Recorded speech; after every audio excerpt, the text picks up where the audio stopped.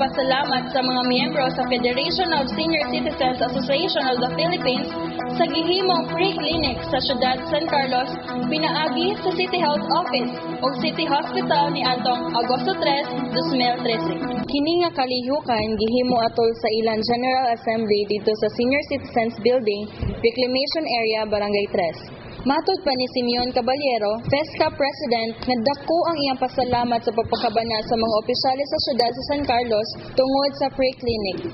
Diin, nakapahimulos ang mga senior citizens sa mga libreng tambal. Na nagpakabana sila para sa mga kinatidaran sa senior citizens sa San Carlos.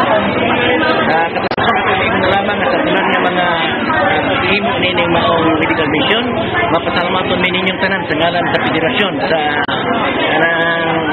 San Carlos City Federation of Senior Citizens Affairs na nihatag ko sa inyo ang kinasigasing tabang para sa among mga tiguban sa federasyon.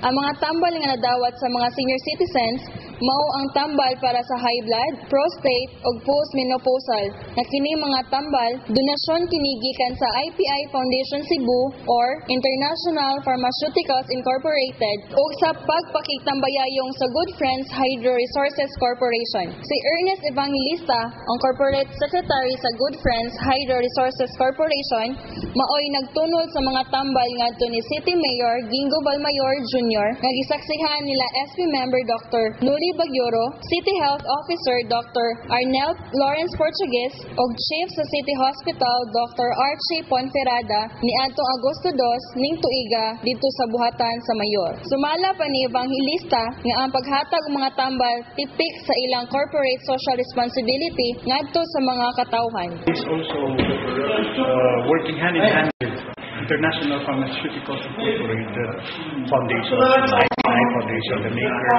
This is a company which may have been dealer, naghanap sila ng mga various na medicine.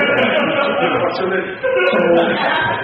part of our CSR, we gave free medicines.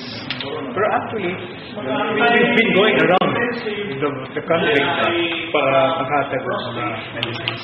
Naghagay malipay kay na pinahalon mo din gikan din sa US prostate, postmenopausal, hypertension, kidney problem.